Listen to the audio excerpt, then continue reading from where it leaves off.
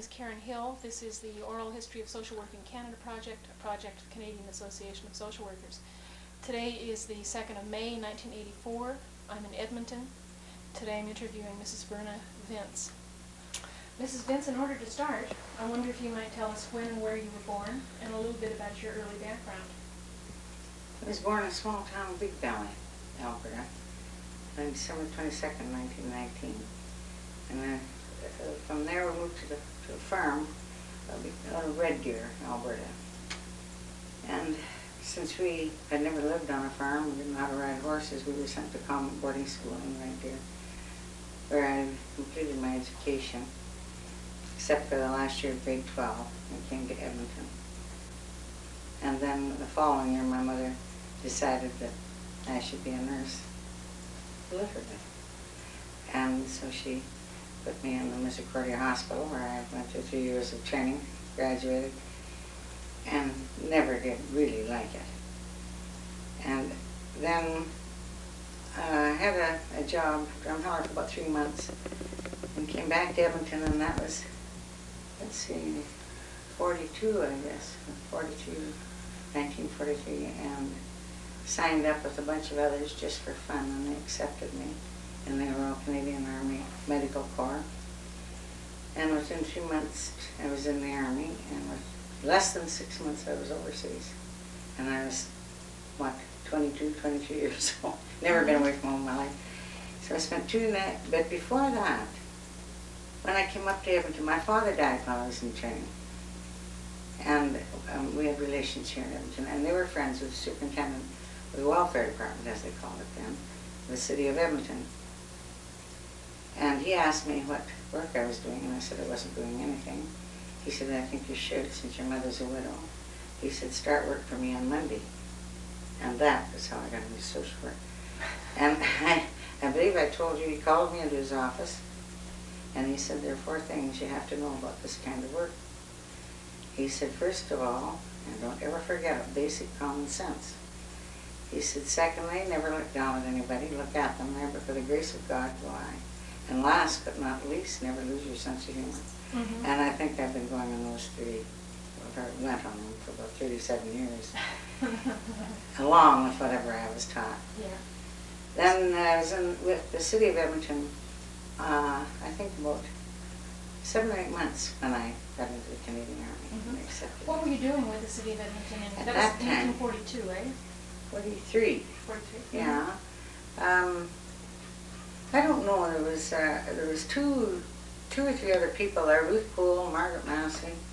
Ruth Poole Construction out here. Margaret Massey's father was a judge here in town. And it just seemed people with a BA sort of got into it, you know, not really with no training and anything else as most people with their BA. And we had no such thing as trained social workers. We didn't even know what they were. And we just sort of, somebody looked after teenagers and somebody else apprehended kids, and nobody taught us too much about running records or anything.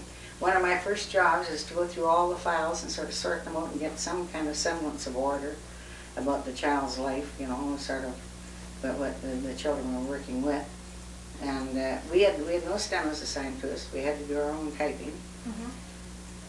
And another thing I'd never learned, however, it doesn't take too long. And so that's mostly the type of thing we did. Then Ruth Poole got married, so I was with Margaret Massey, and the 2 of us handled the city of Edmonton in all apprehensions and court hearings.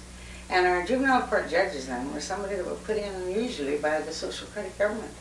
Whether he had any legal training or not didn't seem to make a great deal of difference. He was assigned by the... So if you did apprehend somebody that made any difference and they hired a lawyer, the lawyer just couldn't get through anywhere because there was just no semblance of a legal thing. Was there a Children's Aid Society in Edmonton at that time? No, I don't think so. The Jewish people usually had their own, and they still do. But we didn't come in contact with that at all. Ours was the public thing, and we worked for the city of Edmonton. And at that time, the government didn't handle that. They just handled that. We handled our own child welfare and our own social services all the way through. Well, Frank Drayton, then I went overseas for 2.5 years, and when I came back, he had 2 people do the work that I had been doing. Then he decided to get right back to 1 again, and I said, no way. that there was far too much then. I'd had a little more knowledge of what I should be doing.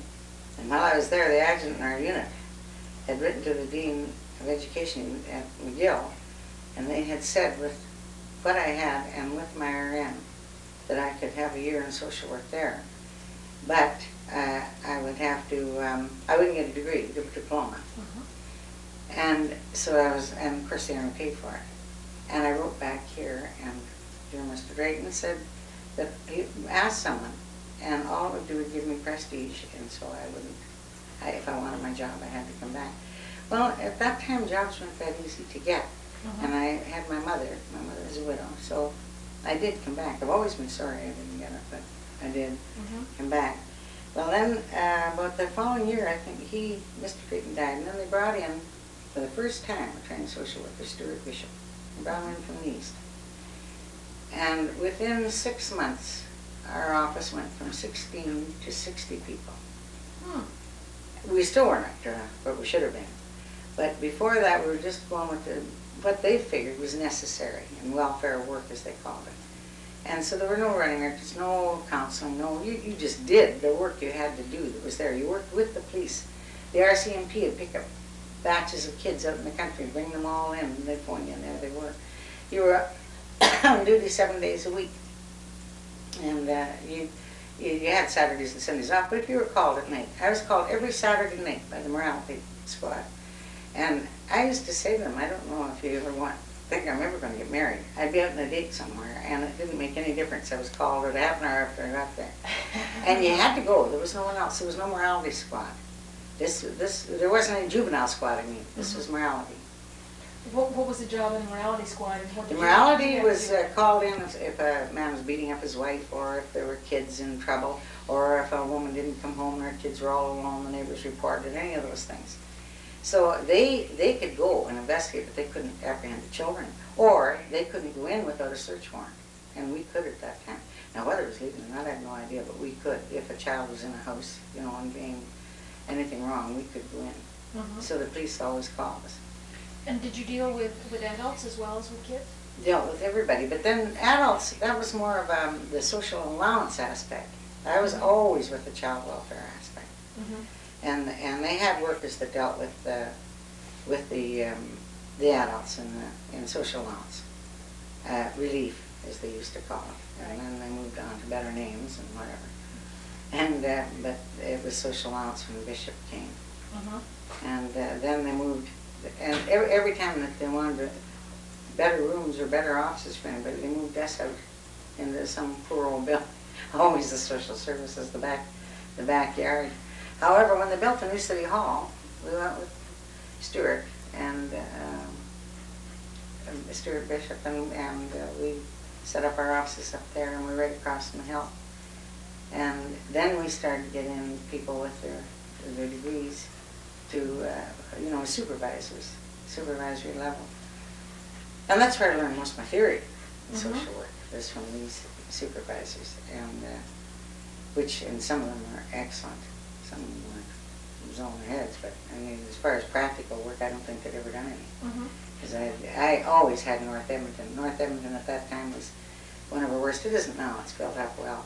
But even, toilets in the backyard and kids flying all over, nobody knew where anybody was, and big families.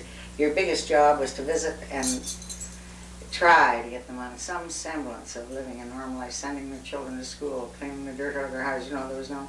And I remember this social worker from the East coming one time, and she said, I can't understand why you can't do better with these people. You had the whole area of North Edmonton. She said they should all be living better lives. You should put them in better houses. You should do. And I just used to stare at her, because it was about a 20-hour day, working with these people and trying your best to get them. And I think I said to her at that time, I said, your problem is that you're trying to raise these people to your level. You can't. The only thing you can possibly do is to help them to function at their own level, not at yours. And I said, that's what I've been trying to do with an overwork. And then Bishop asked the mayor to call out. He felt that our job evaluation thing wasn't right at all. So, because if you had a degree in agriculture, you got more than someone like me that had an RN that was doing 2/3 of the casework. And it wasn't fair. So they did send out, and I think the company was called Kellogg's from Montreal. And they came out and did a complete survey of all jobs. Because at the city in those days, and I think a lot of western cities, and maybe some of the east, I don't know much about the east, but you just were, from seniority. You just went up, whether you were qualified, whether you're capable, or anything, you just went up on the job. And that's how most of the work went. But anyway, he came out and the fellow that interviewed me couldn't get over. He said, well, you're not doing much of anything. And I said, yes. I said, I think I have the biggest caseload here. And I said, probably because I've been around the longest. Well, he said, you don't do any court work. And I said, oh yes, I do all my own court work. Well, he said, then you don't do your running records or anything in the theory. And I said, oh yes, I do everything. And then he looked at me and then he says, well, then why in hell are you getting paid so much less than all the rest? I said, well, I think that's up to you to find out. And it wasn't fair, I mean, if they wanted to pass, because we didn't have a university degree in a lower level, where somebody, like I say, with a degree in agriculture, had nothing to do with social work at all, would get it just because of a degree. So I think they straightened out a lot of those things at that time, which was good. And it seems to me that I came through right from the ground level, right straight through what turned out to be one of the best departments, I think, any I've seen or known, and any people I've known that have gone east or gone anywhere. We did have a good social service department in the city of Edmonton, under Stuart Bishop, and then under another fellow that came up from the east. But, and then, like in the early days, you apprehended children, and there was no rhyme or reason to anything. Half the times you never got addresses. You go out to Calder and you'll find a place where there's a bunch of old tires in the backyard and the kids are running wild. This type of, That was the address you got? Yes, the address and the information. Yeah. And you go out, the mother might have been in the house, for heaven's sakes, for all you knew, or there might be a babysitter hanging around the corner. But this was the type of thing, but you had to answer every one in case there was 1 or 10 that the child was neglected. But you had no place to put them. We had no receiving center. We used to scream and cry and holler and yell. We had, like the nuns that gave me that, they had a convent. They called it O'Connell Institute. O'Connell sort of left this place to the sisters. And it's over on the beautiful, beautiful old home. And they turned it into sort of an orphan's home. Because it was before my time, during Depression years, people used to drop off their little girls, whole families, and just leave them there. And the government never paid for half of them. And from donations and everything they got. Well, they kept that place, and then they had a place on 96th Street. And then there was the Sisters of the Atonement, and they took in boys and girls. The others, the Sisters of Good Shepherd, only took in girls. And we used to take kids there day or night, whole families, and they never refused us. But if it hadn't been for them, I don't know, I remember phoning the director one time, I said, we've got a Meaties family in here, and I said, they're sitting in there attending the General Hospital.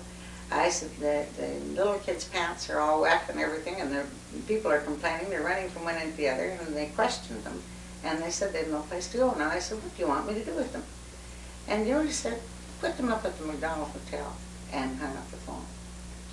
So you got no support from anywhere, anybody, anything. You had to make your own, feel your own way, make your own contacts, do your own thing. Yeah, yeah. And so I to this day I'm sorry I didn't put what? them up at the McDonald Hotel. No on our 5 kids. Yeah, yeah. I'm not sure whether you mentioned this or not. What resources, did the sisters take Protestant kids as well as Catholic kids? Oh yeah, oh yes, oh yes. There was no race, religion, or creed. They didn't care if they were Indians, if they were black, white, or anything. It didn't matter. Our biggest thing was Indians here and Métis children. Even our foster homes didn't want them. There's a real thing about them. And yet I found that when I tried very hard to get foster homes for Indian children that were Indian people or Métis people. And I found them, if they weren't drinking and they were okay, that they treated children far better than a lot of the whites. They were far cleaner and far kinder to the children. Yeah. Around that time, there was the issue of free family home care. I think that's what it was called, free family. No, that was in the 30s. They used to put kids out on the farm and everything. Yeah, I understood it was still happening during the 40s. No. But not through. Not, through you. no, Mhm. no. Well, I never worked for the government then. The government did that maybe. The provincial The government. provincial government. But Yeah. I worked for the city. Right. And the city we didn't pay, we paid them $30 a month to Mhm. look after the worst kids in the world. And how they did it, Yeah. I don't know. Yeah. But the money certainly wasn't anything. And Mother Superior was getting, I think, $4 a day to take these kids in. She built a new place over on Maple Ridge property. And it is school and everything. And this was their first step toward, helping emotionally disturbed kids, teenage girls and whatever. And it's come a long way since then. And we had nothing else. We had then some sisters started another home out here for smaller children. And but it had to be the sisters. Then we had the Alberta Protestant Home. They took in kids. And it had to be some organization like that. The government of the city never had anything. Mm-hmm. And then finally, the government kept saying it's the city's responsibility, and the city said it was the government's responsibility. And then we got more and more trained people in, and they were demanding that something be done. And so then they finally the city put up a receiving center and a detention center side by side out in Calder in northwest Edmonton. And so we had that for years and years. They still have it. The government finally took it over. Mm-hmm.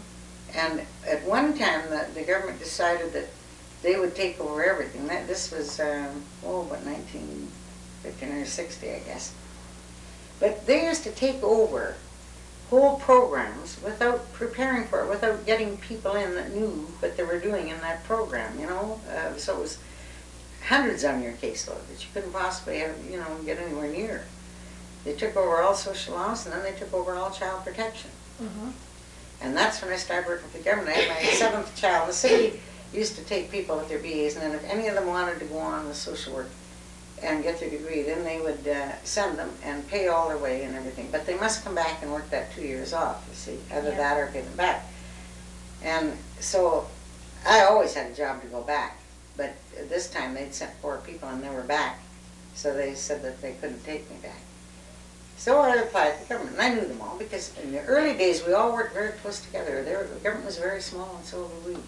I think I missed something here. You had, you were on leave to go to school? No, I to have babies. So you were on leave for your... Yeah, and then you had to quit. You weren't on leave. You had to quit to have your baby and then be rehired.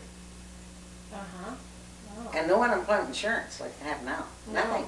You And just, that would affect your pension benefits too, wouldn't it? oh yeah, If you were off. oh yeah. Oh, but that was another thing. The city of the government, once you got married, they cut off your pension. No married women could have pensions in the city of the government. In either place? In that place. So once you got married, your pension scheme, they sent you what you put into your pension, and that was it. Mm-hmm. And I was married in 1951, so my pension was cut off from the city from then. But then and then you had to have a medical, pay for it and everything, go back to the city. And they'd phone you to come back to, me, because there's always a big turnover. I don't know anything but these, but I know in the West there's always a big turnover in social work staff. They can stay so long and then, they want to go somewhere else or get out of it or something. And so anybody with experience, especially in child welfare, they always wanted you back. Mm-hmm. I've gone back when I never even had a desk, never even knew which car I had to take, or I sent to court one time with the wrong files and arguing the case, and everybody looking at me just like I landed in from Mars, and I hadn't even had my coat off when I got to work. But they were so anxious to get people with experience, back to work again. Yeah. And it was, I don't know, it was a good experience. Then in 52, then I applied for the government, and the government took me. In the meantime, the city said no, they'd take me back. But the government, I had already applied. I never was sorry. I liked working for the government. But I was there for 3 months before I realized there wasn't anyone there with a training in social work. Not one. What division or what section were you in then? Well, I asked them, they asked me what I'd like to be in, and I said anything to do with children, because that's what I'd work with. I never liked working with adults. I mean, everybody has their thing, and I didn't. I said unmarried mothers, secondly, and something else. But however, I said I don't want social allowance. I have never been in it. I don't think I'd like it. I don't like working with adults. And so they put me in social allowance with all the years training I'd had with children. So it wasn't bad though, it didn't hurt me any because we eventually got diversified caseload, so I'd had 4 years of that. And my only problem with that, it was working with adults that, the type, second and third generation in the social allowance. And people that didn't want to work and neglecting their kids and, all this kind of thing. So I was trying to do the whole thing, working with my knowledge of child care and trying to work with these people. And trying to get them to work themselves, which was no easy task. And they just did not want to work. And so many of them, this was their thing. Or doing the government. And when I first started, I asked this boss, he was an ex-RCMP, and I said, first of all, I said, you haven't even got a card system here. I said, I don't even know who's on the caseload properly. I said, there's no running records. And I said, I sat in with this other gal, and I don't even know if their husband's working or not. I said, all the women come in with their children. And I said, where are the men? They're the ones that we should be interviewing, it seems to me.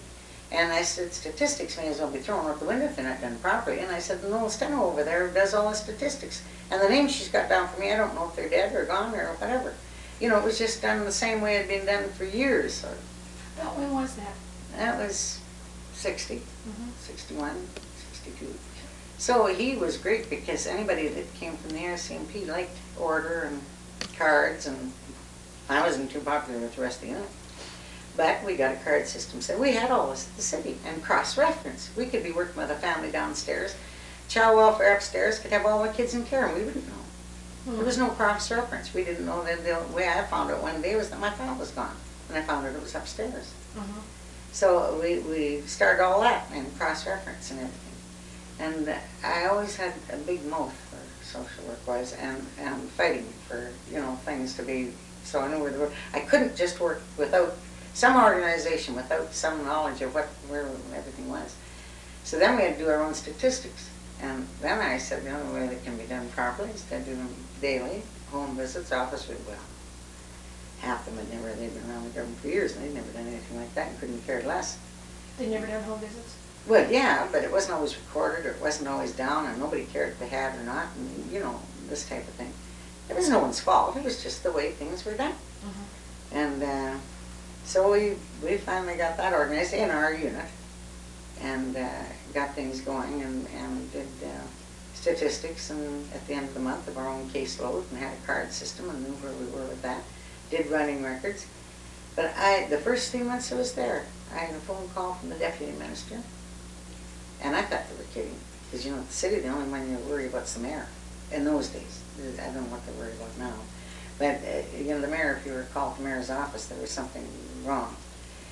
But the government, it's just 1 million people down toward the central office.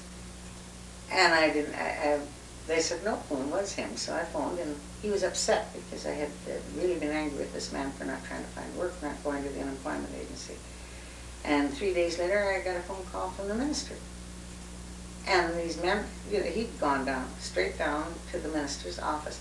Now, if I had tried to get an interview with that minister, I know very well it would have taken weeks if I'd even got in. But this fellow that didn't want to work on it, taxpayer, that used to make me laugh. I don't think anything of them ever went near the polls, but, politics.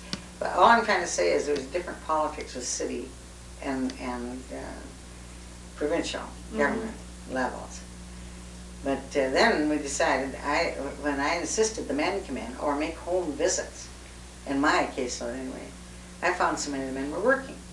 So then we decided, Bill Cooper said that we should get this thing going and prosecute these people. So we got going on this. And the first 7 cases were mine. We took them into court, provincial court, and charged them with working while they were accepting welfare.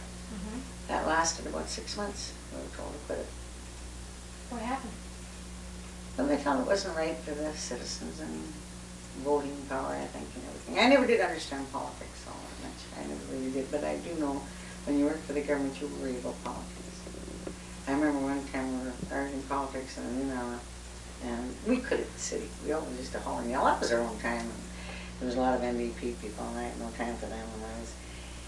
And we all got a little note saying that if we didn't, no more of this, that this was a social credit government. And that's the way we were supposed to think.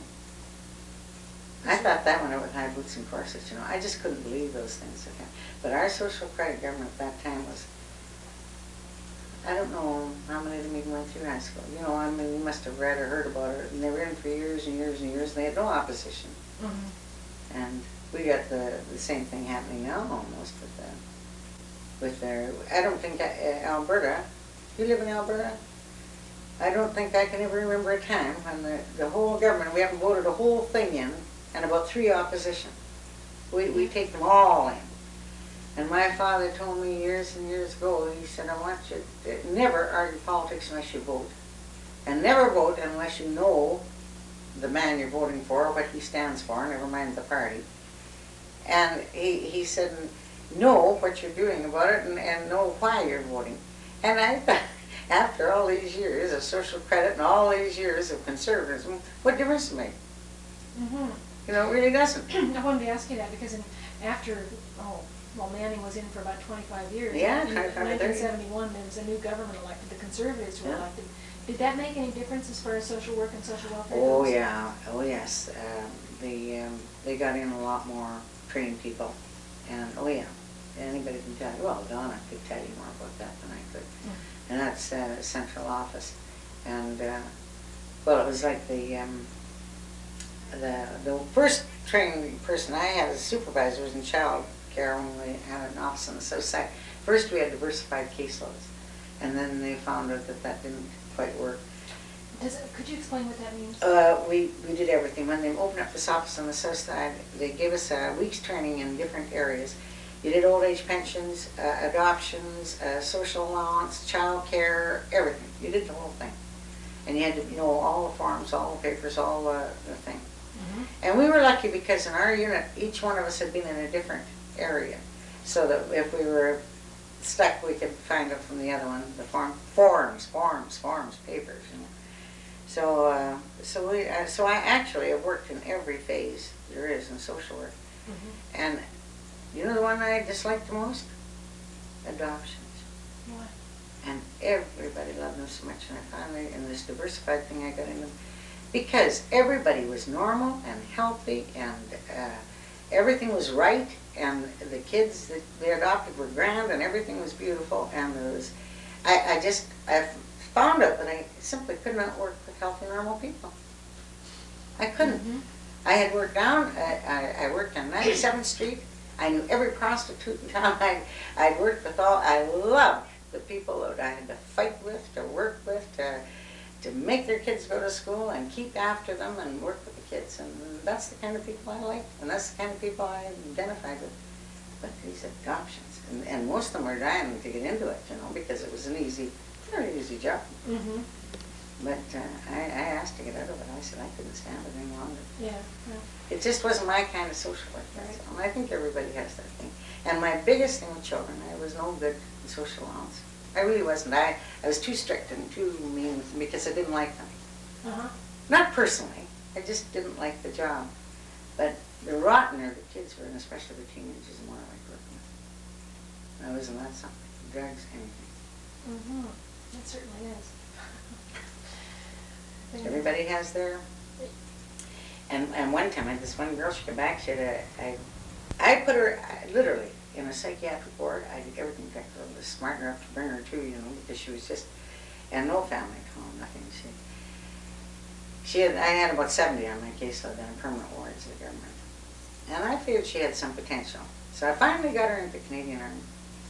And she came back with her uniform, and I introduced her to everybody, and somebody said behind me, what about the other 65? I thought, you know, if you know, one kid going one way, it was just something else.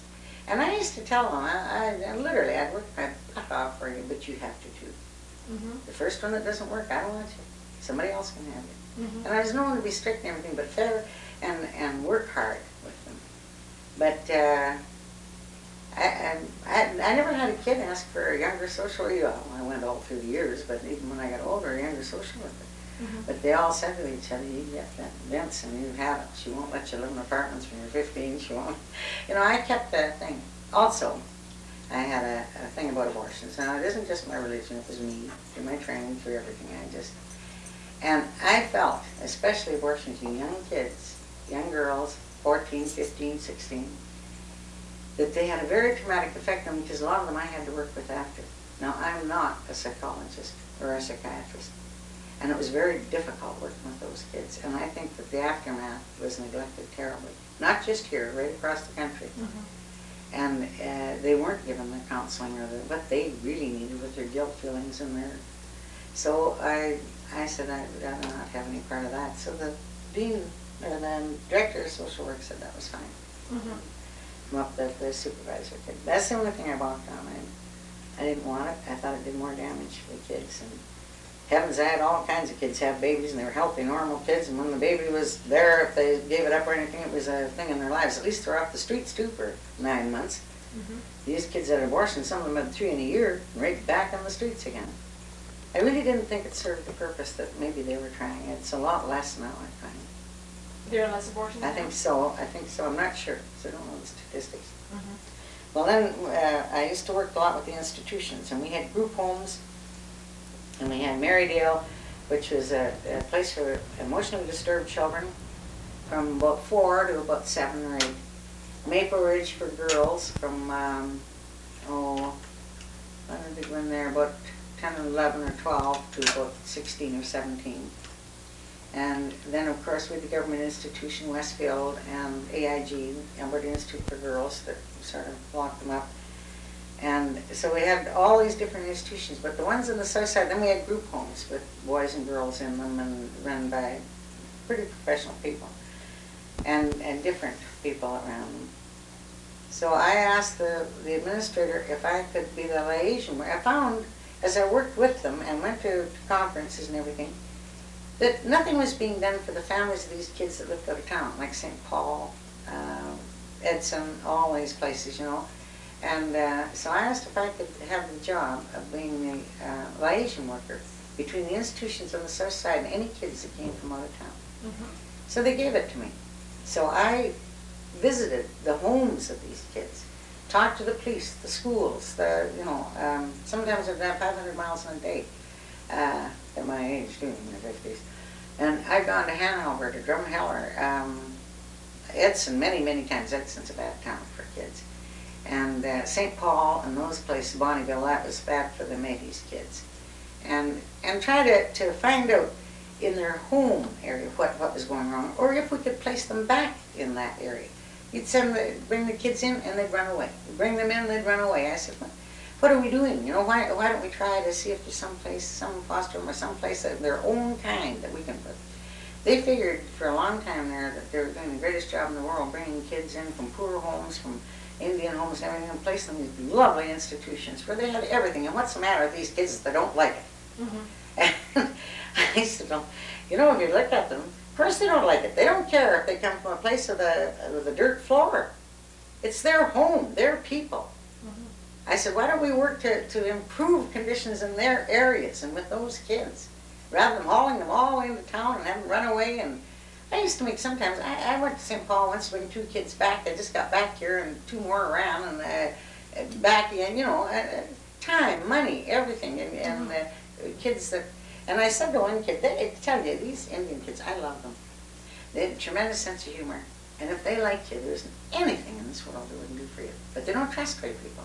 They really don't. To this day, I know a worker from Wetaskiwin told me that in the reserve out of Wetaskiwin, she said that it took her a year working on that reserve before they really trusted her, or, you know, felt that she was for them.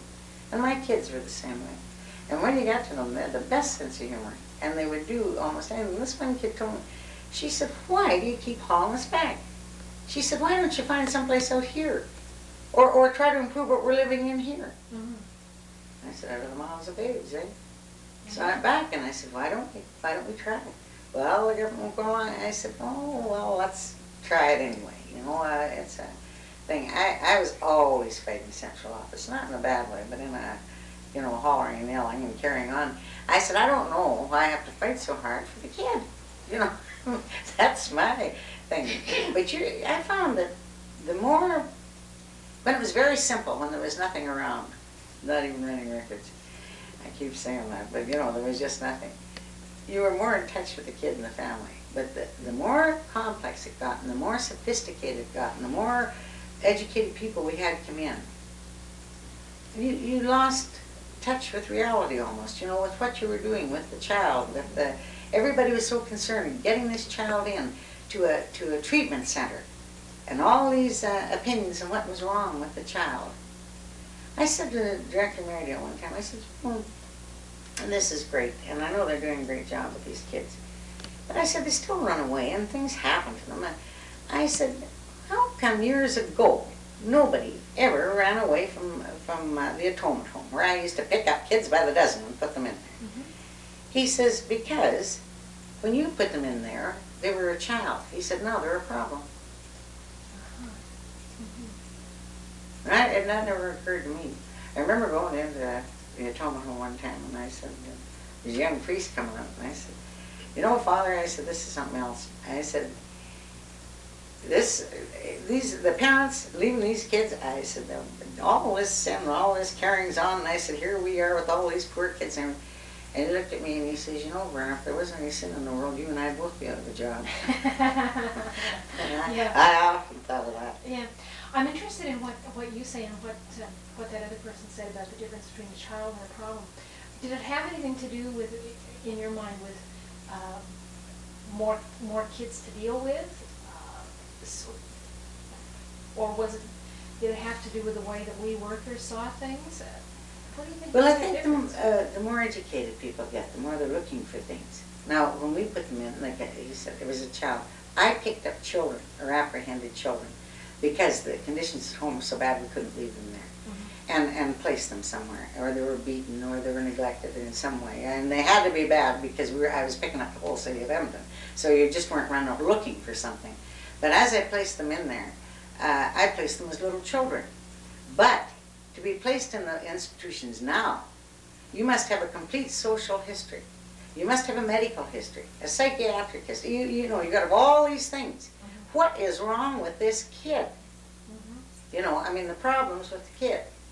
And usually, it's not the child. You know, it's where the child, the environment where the child came from. The people that I've had kids who are 5 years old that didn't know a tree from a bus. Nobody taught them anything, not anything. They practically grew up in a vacuum. But yet we put that child in an institution, and with all these trained, with all these social workers, all these child care workers, with the psychiatrist coming in twice a week, with a psychologist right on duty there, with a master's degree in social work running the thing, to find out what's wrong with that child and how they can cure the child. Yeah, and yet the background of social work is supposed to be looking at the person in terms of their environment. You're getting more back to that now, if you notice. If you notice that for a while there, everything was just scrunched up, and everything was institution for a while. And I remember one time this the head of the Canadian Association of Social Workers, and I forget his name, he was very fine, but he came through and Bishop had him stop and talk to us. And he said, I understand that you don't have too many institutions at that time in Edmonton, you know, treatment centers, let's put it that way, not institutions, because we had those. And he said, you know, these children need this. And he said, a lot of them need it. This is years ago. 5 years later, the same man was going through Bishop had him stop and talk to us again. He said, I hope none of you were here 5 years ago when I had my little chat about institutions. He said, we find now we don't need them as much as we did. And I was still there. But he said, I'm just hoping that social workers come and go so much that nobody heard me the last time. But he said, that's how things change and ideas change in the way. If you recall, at one time, every kid went into a foster home. Well, the foster homes are good. Well, you're not old enough. But then they all went into the institutions. You know, they apprehended went into the institutions. And now they're trying to pick up foster homes that are good for children, you know, and go through them all. Like I said, we found our own foster homes, and we found them with the lady next door, or somebody. And then you found that the old thing, I never looked down on anybody to look at them. My best friends on 97th Street and 96th Street were the prostitutes and the down and others, because they helped me. If I had ever shown superiority or shown that, you know, that I was something and they weren't, I would have got no help at all, where the kids were, what was going on. How did they help you? Oh, because they thought that I was a friend. And I didn't come at them that I am a social worker, or I'm associated with the police, or I'm over you. I kind of worked with them on their level. Like I keep saying, don't try to bring people up to your level. It's not, you can't.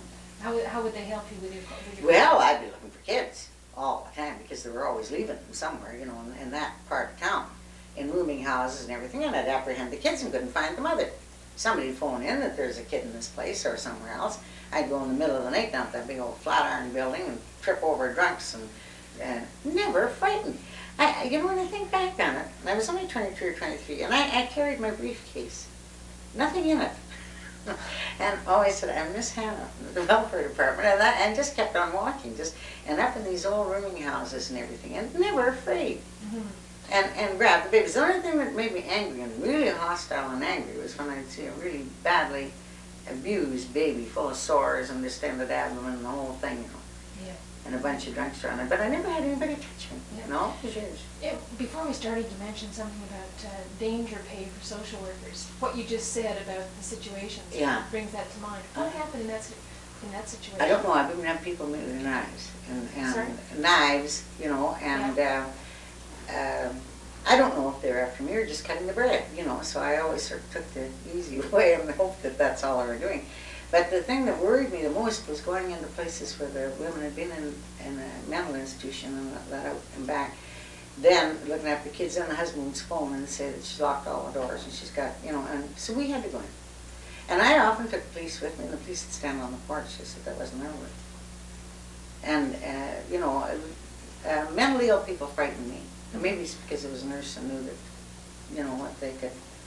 But the down and outers never frightened me. But toward the last, I did get frightened about going into places alone. Drugs. I never knew.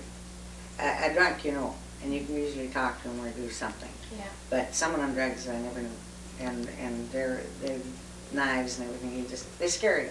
Yeah. And that scared me. And the last, I never went anywhere without the police or anything. Yeah. But I remember one time we picked up this kid, we put her in the trauma home. And there was another thing. You had such a time trying to prove a child was mentally ill. You know, I mean, all through these things that they had 10,000 names and captions for it and a million different things that could be wrong with the child. And especially if somebody just got out of university and was trying their wares on everybody, and there'd be pages and pages of what was wrong. And they'd ask me, I said, the kid's crazy. Now, you can name it, call it, do whatever you like with it, but that is what it is, and we should get her in a psychiatric ward. Well, it wasn't that easy to get a child in, you know. So I said to my mother, superior, I said, now look, she was out in the middle of the night looking for this kid. She'd be out in 30 below zero in the snow on her bare feet. She'd stay in those pinky laundries at night, you know, on 95th Street where it was bad and around. And so Mother Superior said, you don't have to do that anymore. I said, does she steal? She said, oh yes. I said, the next time she steals something, charge her. And she said, oh, I can't do that. I said, yes, you can. You have to. Charge her. And then phone the police and phone me and we'll put her in detention. Once I've got her in detention, I said, then I can get the psychiatrist over. I can get, you know, anything done, testing done, everything. And then get her moved from there. So she said, okay, and felt very badly about it, you know, the poor little soul. And I said, you're not helping her. And I said, you're not helping any of the other kids either, or me. So anyway, we got her in detention. So we got a psychiatrist over at the University Hospital. He was the only black psychiatrist we had here, and he was very funny. And I said, she's acting up something fierce at the detention. And I said, they don't want her there too long. And I said, you're going to admit her to the psychiatric ward. He says, that head one there was a nurse in her day. He says, tell her to give her a suppository and stick it up, you know, him, what he'd say. And I had the phone right out to here. And I thought, I'm not telling her. I mean, she was kind of cranky anyway, the one that ran the detention. And she wasn't too happy at the way I pulled maneuvers to get kids in to get them tested. So I said, felt like saying, tell her yourself, doctor, but I didn't. And he said, well, anyway, he said, we'll get her admitted. He said, try and get her over here, University Hospital. So the kid had thick black hair all down over her face and everything, and she just looked terrible. And I took a kid with me. I was well in my 40s then, or 50, I don't know. And this boy was 22 years old, just starting with social work, and he had pink cheeks and looked 22 or looked 19. And the old girl at the desk leaned over me, and this Indian kid with all her hair, are you the parents of this child? And I was going to say yes, and I thought he'd faint, so I thought, no. Now, anybody could see we weren't the parents of the child. However, we finally got her admitted. And the next day, the nurse phoned me, and she said, Mrs. Vince, she said, that child you had admitted here yesterday brought over nits from detention. And I thought she said mitts. And bugs or lice. And I thought nuts. And I said, well, that's fine. She can keep them. We don't want them here, Mrs. Vince. I said, then I'll come over and pick them up. She said, I think you should tell detention. I said, don't worry about it. They've got lots of them. And she said, well, is there something you're going to do about it? I said, I'll take her to the Army and Navy and get some more. And by this time, this nurse was just screaming. He said, nits, nits, nits. And I felt like saying, why didn't you say pediculi or something? So my supervisor, he said, you know, they're going to come after you. He said, he said, one of these days, you'll be going out of here in a white outfit. And I said, well, I never did. But it's things like that. I remember one time we went to apprehend a bunch of kids, and this black family had been something else again. The father was a porter. And they had tried and tried and tried to rehabilitate this family and to do things for them and everything, but there was just no way you could. So they decided to apprehend the whole works, all the kids and everything. So we had city, government, I was city, then I'm pregnant as usual. I was pregnant the whole time I was at city. And here we all were out there. We had the fellow, the truant officer from the schools. We had plainclothes policemen, we had uniformed policemen, we had the Black Mariah, we had everybody out there to catch these kids. And the mother could swear worse than any longshoreman that ever breathed a breath. And here were all the kids flying everywhere from one end of the place to the other. And I certainly wasn't going to chase them. I thought they'll catch them or they'll come back or something. I did believe in chasing kids. So however, I'm standing there. And this white boy comes out of this chat. And I said, and what in the world are you doing here? He says, ma'am, I just came to fix the washing machine, but I wouldn't miss this show for anything. And I thought, oh, Lord, if he goes and tells people. But that's what I meant by sense of humor. If you can't laugh at situations, I've seen more people have nervous breakdowns or be right out of it. Yeah, right. And can't take it at all, or can't stand it too long. Sure, the burnout. Yeah. Yeah. And I think the biggest part in social working with young people going into it, no matter what they're training or what they've been taught, I think their biggest thing is to leave your home at home and leave your work at work. Mm-hmm. If you can't do that, you can't be in social work. Right. Maybe it'd be a good place to take a break. Should we stop for now? Sure. Should never get me started on social working because I always loved it. Isn't it funny how I hated? Okay, Mrs. Vince, when we broke off, you'd been talking about your work with the city and with the provincial government. What led you to decide to leave the provincial government? Well, mainly because I was 60 years old and I felt it was time to retire. My children were all grown up and through school, and I think I only had one or two at home. You know, I felt it was time. And I felt that there were so many things and so many pressures and everything that, I don't know, it was becoming more involved and more, it required a lot more. I don't know. I don't quite know. I wasn't as comfortable with it as I was years before. What kinds of things were they requiring that were new? More forms, more seminars, more things they wanted you to go on, which was almost impossible for me. And even had seminars for stress. And do you know that I don't even know what we called it years ago. When I had 7 kids, a job, I remember my son, the teacher didn't like him too much anyway, and I don't blame him, my first son, after 5 girls, and she said, how many children does your mother have? And he said, 7 of us and 65 of the governments, and she sent him home. And, you know, literally 65 permanent wards that had no parents and working hard with them, and then your own family and everything. And but you did it. But it just got so, I didn't feel there was the same closeness or interest or, there seemed to be things lacking. I don't know. Mm-hmm. Nobody had the same, well, they all did what they had to do as fast as they could do it. And a lot of times I found, especially in protection, I didn't think it was done as thoroughly as it should have been done. Mm-hmm.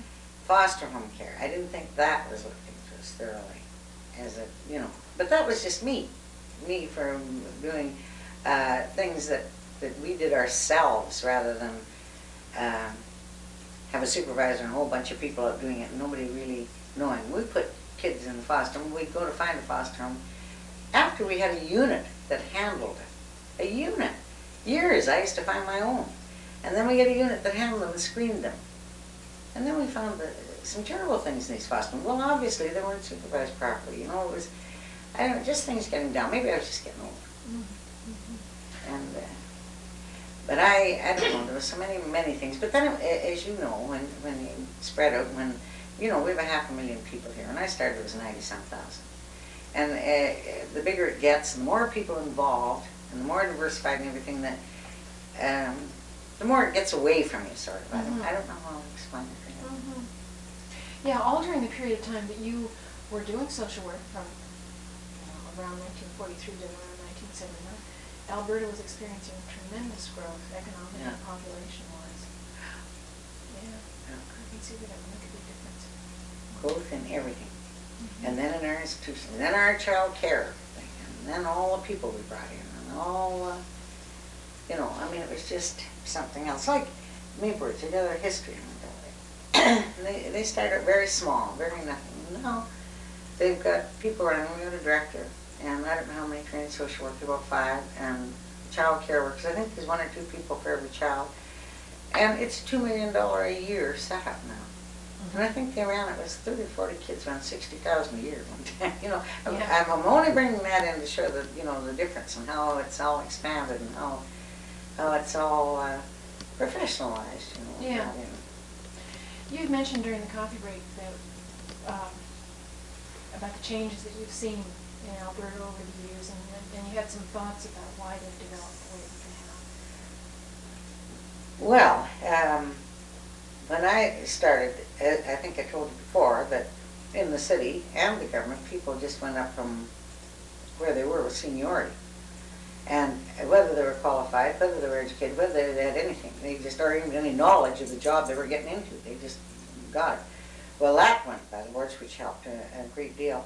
And then they didn't, I think when Charlotte Whitten came out here, I think she did more damage than good. I know what she was trying to do, and I know that there was a lot here that needed looking into, and that needed, we didn't really think so as workers, because we were working our butts off for 20 hours a day, weekends, everything, never getting any overtime, not getting too much pay.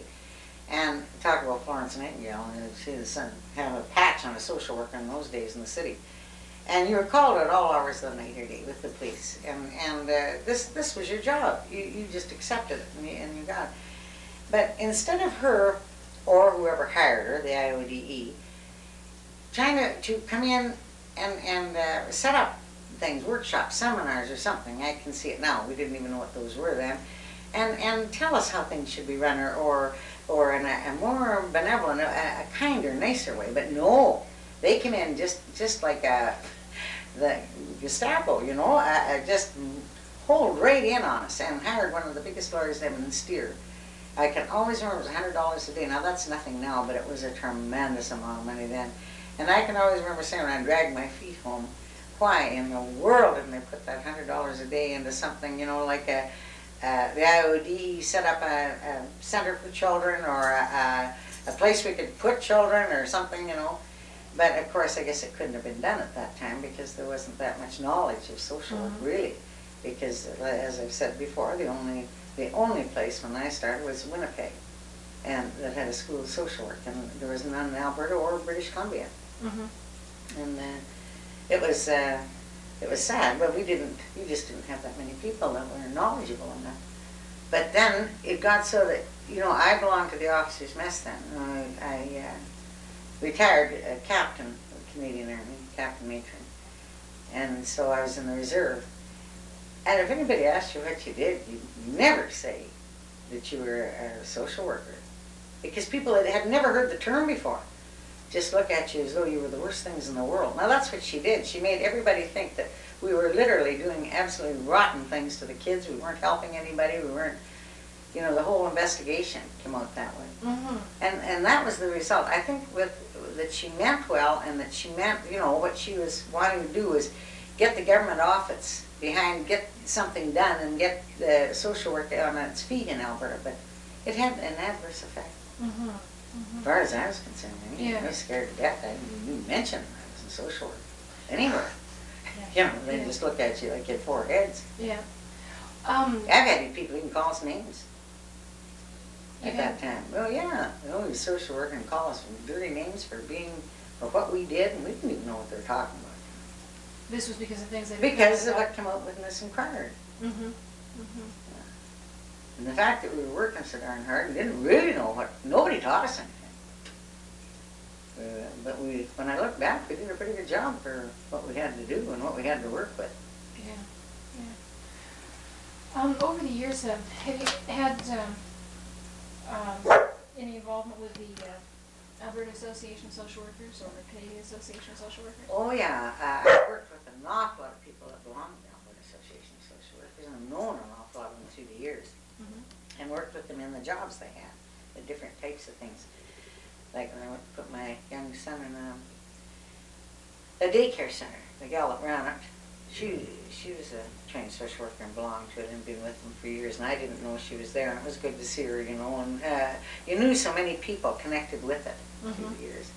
And a lot of untrained people, and people in especially with the government years later, resented them terribly and didn't like them. Well, they felt they were trained social worker. They felt that they were, and then for a lot of years the government wouldn't hire him. And then another thing they did, like when we had child care, they hired them, and then they would give them a caseload of about 15 or 20 because they could function better with a smaller caseload. And as I said to my superintendent, I believe, or my supervisor, I could function better with a smaller caseload too. But they felt that they could do much more in-depth work, you know, and that type of thing. But I didn't see that they were doing all that in-depth stuff, you know, for getting a way higher salary, because they were trained people, excuse me, a way smaller caseload. I remember when I first brought that up at the city, and Ernie Schlesinger was my supervisor. You know Schlesinger, the news guy that's radio all over the world all the time? That's Ernie's brother. And he's a Jewish fellow, a really nice fellow. I always liked him so much. And he brought in all these people with their degrees, and I had a caseload of about 65, the rottenest kids in the city of Edmonton, and they brought this guy in, and he was supposed to take over about 20 or 30 boys, just boys between the age of 9 and 13, or 14. And so mine, I just got back to work again, and I said, my God, I got calls 20 times from the minister, from the police, and reports on my desk every day. These two little kids, they broke into everything they did. You wouldn't believe two little boys could do so much. Even in churches, they did everything. It wasn't anywhere. They did neighbors' houses. They waited till the people went home from a driving thing or a food place and got in, and they urinated all over everything, tore everything up. Through two little boys. One was 10 and one was 12. And so finally I went in there, and it was just running from place to place, trying to get them into detention and everything, get the paperwork done and everything before I could do it.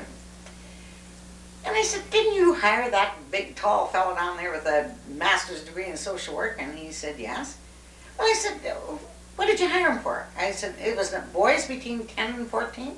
And he said, yeah.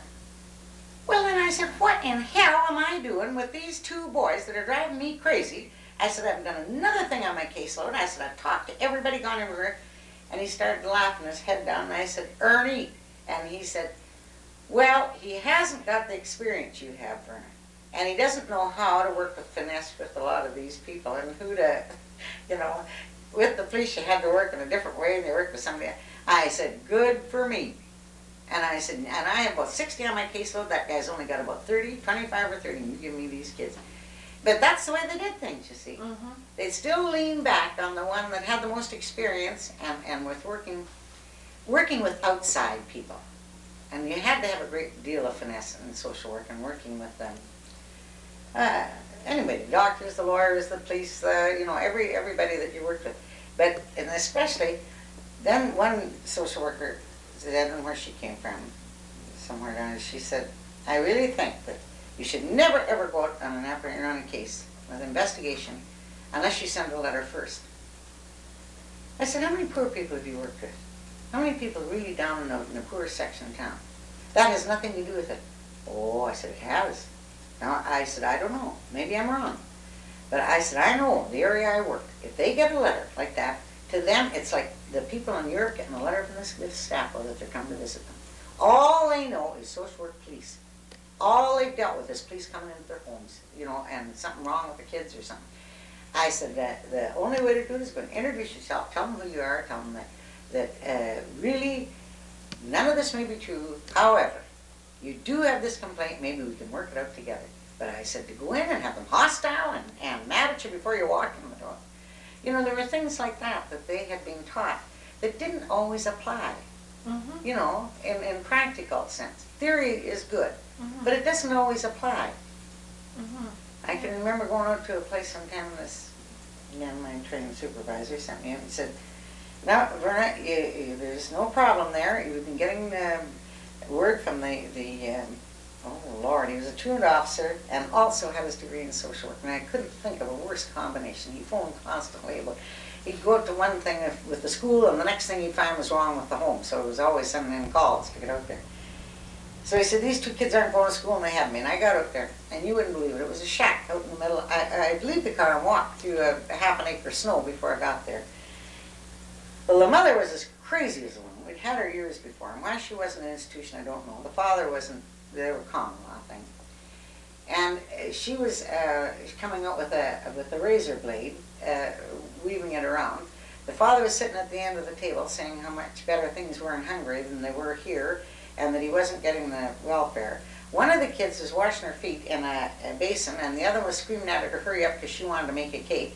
In the same basin. The other kid was sweeping the floor through, and then they started throwing coal at each other, and I started to get out. Throwing what? Coal, and I started to get out the door, and with this woman coming with the razor blade, and the father right out of it, and these kids.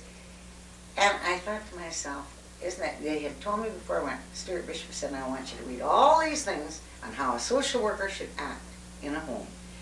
And I read, and he said, Verna, it's nothing against you, but he said, you've worked with these people on your own for so many years, and he said, maybe it'd be good to learn how to work with them out of a book, you know. How.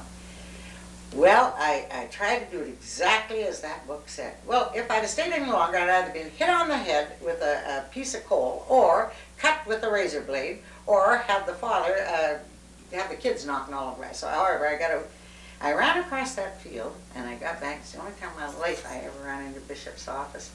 And I went in, and I looked at him, and I said, Mr. Bishop, there's only one thing wrong with your books. And he says, and what's that, Verna? I said, the clients haven't read them.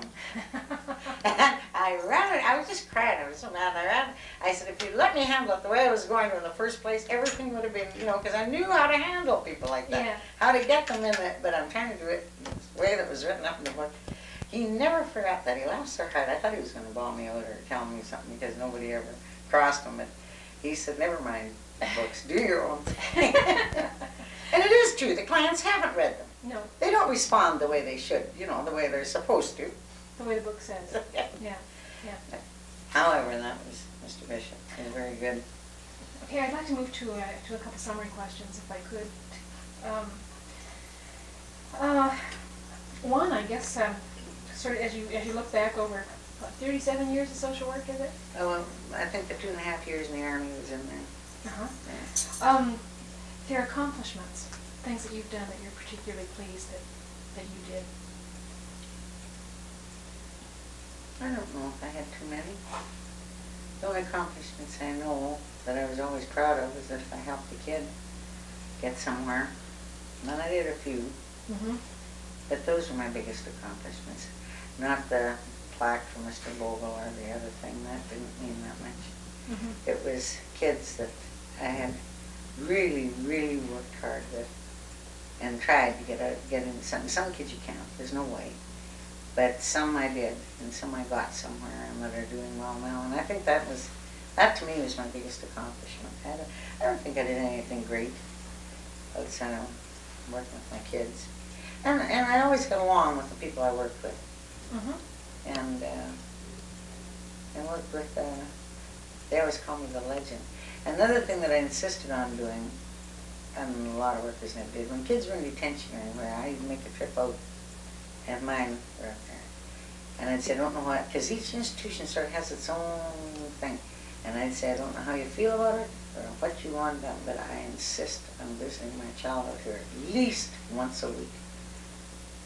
And possibly, if I can't make that once every 2 weeks, I insist on. And one fellow, you know, they told me 2 or 3 places, you're the only ones that we even asked to come see a child. And how can you keep in contact or keep that kid knowing at least he's got somebody on the outside, you know, that you're there, that you care. If you don't say anything, or even if they swear at you, you're still there. Things like that. I think a lot of those things could be brought up more and pushed more. Yeah, yeah. And you never, ever identify with the client. I found so many social workers that did. Try to be like the young girls they work with, even dress like them, talk like them, swear like them even. And I don't think that's proper, right? And I don't think it ever will be. Not just my age of what I've been through. That kid is that kid. You're the social worker. You don't have to be stuffy or square or anything, but you still don't have to identify with the client. Doesn't do you any good, and doesn't do them. I think you lose a little perspective. I think you lose a little of your dignity when you do that. And a final question that I'd like to ask is, what has it meant to you over the years to be a social worker? Everything. I don't think, like I told you, I hated nursing. Couldn't wait to get out of it or away from it. But I loved social worker from the day I got in. Oh, I complained and I got tired and I got cranky and everything else. But I loved it. I loved working with the people and with the kids. And I loved every aspect of it. Even when times were tough years ago when we didn't know it could be better even. But Alberta has come a long, long way. And a long way in the treatment and the things they've done. And they've spent an awful lot of money too. And in good institutions, good places, the kids in good foster home placements and things. And it was great to see in the years that I worked where it came from practically nothing to what it is today. I do think they have it today quite good. And I've gone a long way, and this government's good. The social credit government didn't fight you in anything, but they didn't, I think they just, there are too many well-educated people in the social credit government. Now, I'm not running down that way, believe me, but I mean, there weren't too many that looked at that level, you know, that you could. And like I said, even in the 40s, we had very few trained social workers. We had Isabel Moreau. Well, she took over child care something, and we had a Jewish woman that was head of Jewish social services. And then until Bishop came, we didn't have anybody. Yeah. But they worked. Stuart Bishop took an awful lot. And I had one supervisor I really liked. She went on a sketch, and she, I think, in all years in social work, she, in my mind, was one of the most perfect social workers. Who's that? Lord, you see my memory of her name is Ham. I'd know it so well. I don't think of her after me. But I haven't seen her for 20 years, 30 years. But she came in, and she was to be my supervisor, and I was told by the other 2 workers that I worked with, they both had their degree in social work. They were from Winnipeg. And they told me that I'd be sorry when I went with her, that she had no time for people that weren't trained, and that she wouldn't like the way I did things, and that I wouldn't get along with her, and she'd eventually get rid of me because I didn't have my degree in social work. So I got her. So I went in, and for the first 3 times I wouldn't tell her anything. I wouldn't, we had to take the whole caseload in and go through it. So finally she said, put her things down. She said, put those files away. She said, what's the matter? And I said, nothing. She said, yes, there is. And she said, I want to know what it is, and you're not leaving this office till it is. So I told her, I said, well, I understand that you don't like people that aren't trained. And I said, I thought that's what it was. And she said, I'm going to tell you something. She says, you're one of the best workers I've got. And she said, with a little theory and with a little help, I'll make you into one of the best. And she did. If I ever learned anything, but not in a way that didn't, it helped. Everything, every aspect. Like if I thought I was really coming along doing something, she pointed out where I could have gone the other way and maybe done a little better, you know. I never had supervisors like that. She was just something else. And to the day I'll thank her for the knowledge I had and the outlook she gave me and the thing. Before that, I was always kind of floundering in the dark because I never knew the theories or the things that you could do to help. You know, the many, many areas that you could get into with social work. It's a great field. Is there anything you'd like to add? No, I think so. I've talked to myself. Well, I'd like to thank you very much for your time this morning. Thank you very much for coming out. It's been very enjoyable for me and really informative. Thanks. Not that much.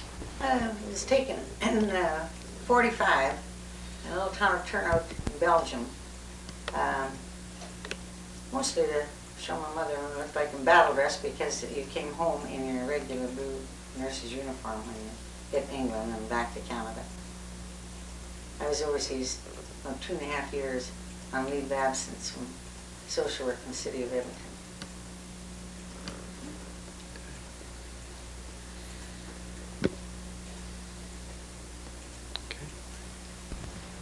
For Governor events in recognition of 32 years of friendship and service, the Sisters of Our Lady of Charity. That was May the 29th, 1975. And why they gave that to me, I should have given them one, because they did more for me for keeping kids and doing, and helping me out. Yeah. They were great. It's going to take Klaus a minute to get focused on that, I think, because the print is so Yeah. small. Okay, we're just gonna there we are. Okay.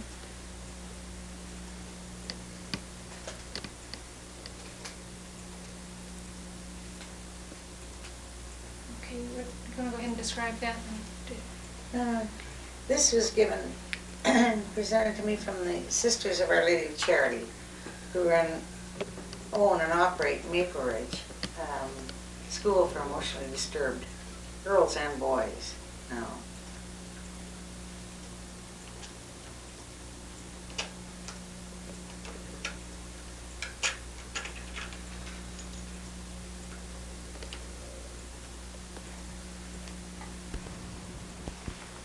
Okay, would you like to describe that?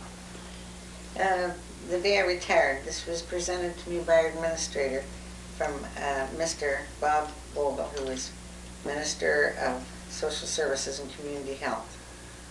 It was presented to me on the day I retired.